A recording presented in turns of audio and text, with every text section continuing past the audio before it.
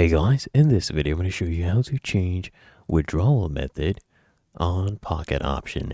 The first thing I want you to do is log into Pocket Option, and here in your dashboard, come to the left hand panel, tap here on Finance, and then what I want you to do is choose Withdrawal from the list of options.